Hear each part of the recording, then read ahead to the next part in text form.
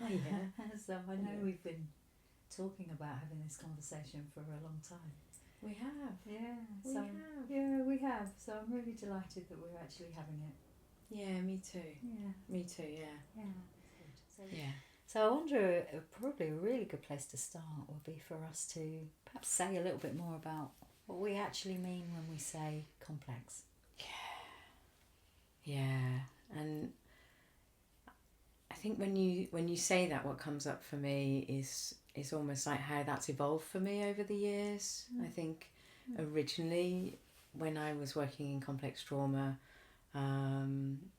I would think of it as very fragmented parts, maybe very dissociated, DID, that kind of, and that was kind of where I began a lot of my work, and then recognizing, over the years, how different that is now, and how it's talked about. It's much, people know a lot more about complex trauma, and recognizing that there are so many complex systems. Our systems are complex. So I think complex trauma now, from my original thoughts, it's very broad, and yeah. And when you say that, it makes me think, how complex our lives are actually now, and the complexities, the external systems that we live in, and how complex they are, and then when I kind of think about internal complex systems, I think about lots of layers, maybe, and kind of dissociation, definitely, that kind of spectrum of dissociation brings a complexity. And I also think about shame-based systems, where shame is kind of almost intricately woven through the very core of someone's system. So that's what comes to me when I think about complex. Those interwoven layers that can get so tangled. Yes, they can get so tangled together, and it's like we're untangling them. Yes, one little bit at a time. Beautiful. Yeah. And something, the other thing that comes to mind is that kind of sense of the layers of protection that can be around, and the almost like the interrelational in the layers of protection as well, and the dynamics, the internal dynamics in the layers of protection. Absolutely. Jo, what would you consider the biggest challenges to working with complex trauma? I think that's a great question, and it's a big question. It's a big question. Yeah. And I don't know, the first thing that comes up for me is actually I really enjoy working with complex trauma. Whether that's the right word, I'm not sure, but there's certainly something in me that feels very drawn to that. Probably my own complexity, I would imagine, has something to do with that. And some of the challenges, I think, what I find in my work and over the years, what I've found in my own system is sometimes there's a limited access to self-energy, and that can make unblending a bit more difficult, a bit more challenging for some of those systems. And also what I'm aware of is that there can be some quite kind of layers of protection, and some of that protection can be parts in quite extreme roles. And they, and also very, very held in position, and very dedicated actually to the jobs that they do in those systems. So they're the first things that come up for me. What about you? So that's sort of building enough safety within the internal system to actually be able to make those change, sort of provide some healing and some changes. That's right. Right. And when you say that, it also makes me think about the sort of, again, the external is with complex systems, with our systems that are getting activated or triggered in daily life. Yes. When just the thought of opening the door to somebody, or somebody knocking on the door. You know, I'm thinking about everyday sort of things as I look at your door, and I'm sort of thinking, when our system doesn't feel safe, it's really hard to feel safe enough to heal. That's right. And there's a double edge kind of there, isn't there? That's right. It's really hard for some of those parts just to kind of trust enough, isn't there, in the present time, in the present day. Yeah. Yeah. Yeah. Yeah. Yeah. Really hard. Yeah. Yeah, just thinking about those parts who are they can be so trapped in their story. Yes. You know, I think about them as, you know, as parts holding a story, and we might have lots of parts holding a very similar story, but different stories. Yes. And they're saying those words over and over. You know, I'm bad, for example. Yes. You know, I'm bad, and so many parts are feeling like they're bad, and the belief system runs all the way through us like a stick of rock. Yes. Yeah. Yeah. And yeah. And so we can have those layers and layers and layers of unburdening, or of witnessing, or being with.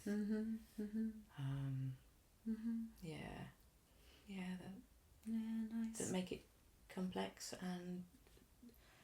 and long. It can be long term, really long term work. Yes. Yeah. Yes. So. Sorry, did you want to say something else? Well, I was also thinking, if that's okay, just also thinking about challenges, you know, that I've experienced sort of over the years is working with my own parts that might be in the therapy room. You know, so with complex systems, you know, the more I've worked with my parts that maybe have had an agenda to rescue or make it better,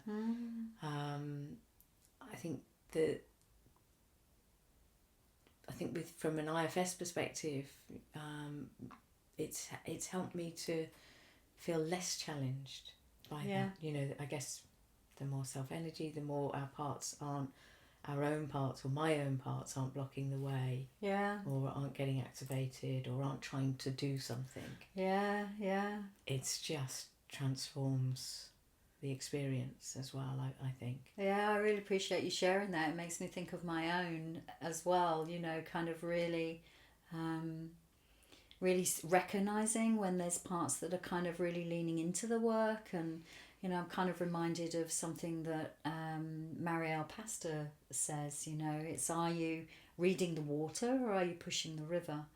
You know, and it really landed with me, and it stayed with me, and you know, it's really helped me get in touch with some of my therapist parts that, you know, would like to guide the work in a certain direction, you know. I'm really being able to recognise the difference in my system between being in that energy of that part and then being able to really soften that back and feeling much more kind of open to just meeting and attuning to what's arising in front of me. Open-hearted. Just being really present. Can you say the quote again from Marielle Pastor? That's beautiful. Well, I hope I get it right. But I think my memory says that it's, are you reading the water or pushing the river? Nice. Yeah. Nice. And it's just like a little check for us, just to check in with our own parts, our therapist parts. Is there an agenda here? I can feel myself even settling back, even as you say it. Yeah, it's really beautiful. Yeah. Thank you, Marielle. Thank you, Marielle. I can feel my spine again. That's it. That's it. Yeah. Lovely. Is that kind of leaning forward, you know, that physical, that real physical kind of noticing. You know, being able to notice my parts are, you know, I really feel them in my body. Yeah, me too. Me too. And so actually posture can be one way to really help me tell or acknowledge whether or not I'm... Who's here? Actually, who's here? Who's trying to help here? Yeah. And even that, you know, that, like you say, leaning forward, you know, our manager parts with the agenda are kind of like, come on, you know, and then settling back. Nice. Beautiful. Yeah, nice. Okay, so our next question is how do you think, or do you think that unburdening can look different when working with complexity in complex systems? Yeah, another good question, hey? Yeah, so I immediately think of letting go. When we think about unburdening, we're thinking about letting go, to the wind, or as we do traditionally in IFS therapy, and I think with more complex systems, and depending on again, there's a what's the word I'm looking for? There's a spectrum, of complex systems, of course, isn't there? So it depends where we might be on that spectrum as well. That's how I think about it anyway. Yeah, no, I agree. Yeah. And sometimes that letting go can be, again, I'm thinking about your doors there, and and I'm thinking about, can we go out of the door, and is suddenly is it easier to go out for a walk? Suddenly, so that sort of letting go from being, from our parts feeling activated because we've got to go out, or to, a gradual process of suddenly, do you know what, I can go out now. I'm finding the world a safer place. Yes. So that's what immediately comes to mind, is not this nice. beautiful spontaneous unburdening, or an unburdening in a therapy session, but a natural progress of life feels a bit different. Yes. And we can forget that. What was life like 12 months ago or 5 years ago compared to now, and it's like, oh yeah, it looks different. Yeah, that's right. It looks different. That's right. Nice to remember that. Yeah, and that makes me think also, adding to that, Sue, is that kind of sense of, are there bigger spaces between, certain episodes, whether that might be a shame spiral, or a part with a maybe addictive practice or something like that, are there bigger spaces in between now? And, again, that's kind of what you're speaking to, really, isn't it? That slightly more long-term view of progress. Beautiful. Yeah, Beautiful. and letting go and softening in the system. Yeah, nice. And I'm smiling a bit because when you mentioned shame, yes, I got a really funny story about shame, about my own experience around shame. But I think maybe it's not for today. But I think shame is a really important subject as well, and shame-based systems, and there's a lot of complexity in shame-based systems, in my experience, and also in my own system. You talked about a stick of rock earlier, and I would say certainly in my own system, shame has felt like at that, the writing in the centre of the stick of rock. It's kind of all the way through the system, and many parts holding the same belief. And coming back to unburdening, I was also, there's something about, when I think about perhaps a more traditional IFS session and IFS unburdening, it might be that an exile is only really able to let go of one tiny drop of something, and that can be really powerful, actually. One drop of something, and that tiny drop of space can then be available to take in something different, even if it's just one drop. So sometimes I think unburdenings in complex systems can be like a drop at a time. So drop at a time, Jo. It's that sort of, make it smaller, and make it just a tiny little bit, so that we don't overwhelm the system. Yes. So so that our protectors aren't piling back in. Yes. And even the protectors, they're they're seeing, they're hearing, they're experiencing that drop at a time as well. Yeah. Aren't they? Yeah. And the more they witness, the more they're going to soften back a drop at a time too. And some of those protectors in complex systems, they're so young, right? They're so young, even pre-verbal, some of them, and also I think benefit and need to let some stuff go. You know, they carry burdens themselves, burdens of responsibility, burdens of getting you out of there. Yeah. You know, all of that. So that's also, Huge. I think, comes up for me in complex systems around unburdening. Yeah. You know, I think it's a really important thing to think about as well. That they do. They carry their own burdens, and there's so much to let go of. Yeah, that's right. So much to let go of. I know. I feel really compassionate. I do have a lot of compassion for those young protectors, and those young dissociative protectors. You know, that we meet in complex systems. I like to think of them as childhood heroes. Absolutely. Yeah. Yeah, and that's something we used to say, like the gift of dissociation. Yeah. You know. Yeah, that's right. The gift of dissociation, because we wouldn't be here without it. Many of us, and that's right. And it is a gift. And yes, there can be some payback when you're working through it. And again, that's the beautiful thing about IFS, is how supportive and how gentle it can be. Yeah. In supporting our whole system. Yeah, and how we can really appreciate the gifts that all of those parts bring. You know, even those really extreme protectors and the gifts that they bring, and absolutely, their creativity. Yeah, that's right. Yeah, beautiful. Yeah. And their managerial skills. My manager sees your manager.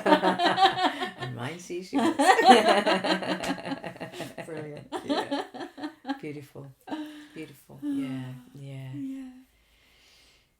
So I love that we're laughing there, because the next question that we kind of talked about exploring was, how do you notice people with complex trauma experience self-energy? Yeah, I love this. I love this question, actually, and I love thinking about self-energy and meeting self-energy in complex systems. And in my experience and in my own system, it can feel different. I think my sense is it can be different, and when there's a lot of protectors in their dedicated roles and really working hard, it can be, on our level 1 trainings, we think about the clouds in front of the sun, and it can really obscure self-energy, and we know it's there, but it's just it can get very obscured, and it's like some of those parts are not able to give space to self-energy. So what I found with working with complex systems is, often it can be really helpful to connect to the kind of the wave of self-energy. We talk about the particle in the system and the wave in the external world, and really connecting to that wave of self-energy and starting to internalize that a little, and inviting parts to notice that. And of course, even that's a process. And I think some parts in complex systems are, can be very afraid of self-energy, or self-energy had to be exiled at a very young age, or it was, because it might have been punished or it wasn't acceptable. So even that, I think, titrating in self-energy can be very useful. Yeah. And in fact, that makes me think of a personal story with my own experience of self-energy, particularly compassion. For a long time my heart was very shut down, and my early IFS experiences was working a lot with my heart protectors. Right. And when my heart protectors started to give space and I was feeling more compassion, it was actually, for some parts of me, it actually felt quite overwhelming. It was too big a feeling. Wow. Yeah. So really needing to kind of titrate that in. It was almost like some parts of me thought I couldn't handle it. It would be too big for me to experience. Wow. Yeah. Gosh. Yeah. Courage is what comes up to me when you say that. The courage to lean into that, to risk, to take those risks, to keep persisting. Yeah. And I love, that titrate, again, that little drop at a time, and just finding our way to, to lean into all of that. Yeah. And I think, Jo, thank you for sharing that as well. And I'm also thinking of flow. You mentioned particle and wave, and I love that. I think Dick Schwartz has, he talks about that, doesn't he? And it's just a beautiful way of describing it. And I'm thinking of how finding flow in different ways. Nice. I think with complexity, self energy comes in so many different ways. It can again flow in through a thread that's not so necessarily obvious to people. So it's creativity. It's about our relationship with nature or with animals. People think that maybe that there's no good, there's nothing good, or there's no good in them, or there's no good in the world. That's right. And then when we explore it a little bit more, there might be, I love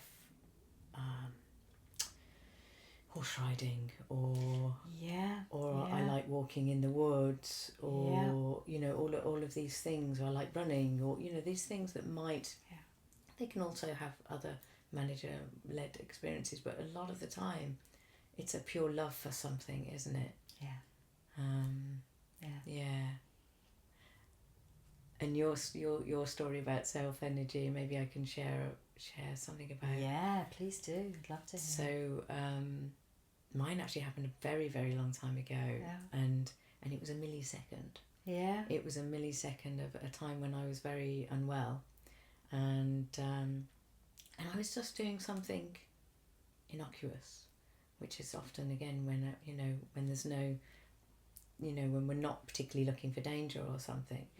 And suddenly I just had this split second of everything went quiet in my head, which it hadn't done for a long time, and everything went calm. So I had this clarity and I had this calm, and it was like this tiny, tiny split second of a miracle. Oh, wow. And I thought, I need to feel that again.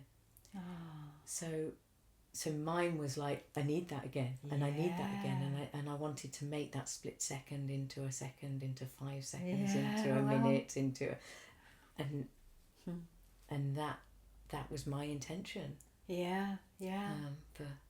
That sounds beautiful, and I don't know whether this felt like that for you, but when you tell me that story, it makes me think of when a kind of a remembering, almost like a remembering of something innate at our core, that self energy that's there right at the beginning, that we're surrounded by. Absolutely. Really and I think powerful story. Over my experiences, that's, I didn't know what that was then. I just knew I wanted to feel it again. And as you say, it's almost like a pinprick of light. It's almost like the light was allowed in. And I thought, I need to make that light bigger. Powerful story.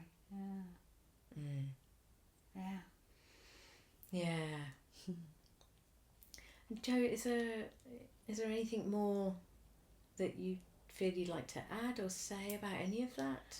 There's so much to say, really. There is so much to say, and we could talk about this for a long time. And and I guess we could say that we are going to be talking about this in more detail, and we can really deepen into some of these topics and others. And what about you? Thanks for bringing that in, Jo, because I guess I'll speak for my sister, the process that we have been through over the last 12-18 months. It's been amazing, and I've learned so much more about my own system through this process. It has been one of those gifts, those enormous gifts. It hasn't always felt like a gift. We've worked really hard. We have. To explore ourselves and to explore what we hope to provide and and create. And it's been quite extraordinary, to be honest. I'm really grateful to you. And are you, Sue, really? Yeah, lovely. Okay. Thank you for listening. Cue music. Thank cut.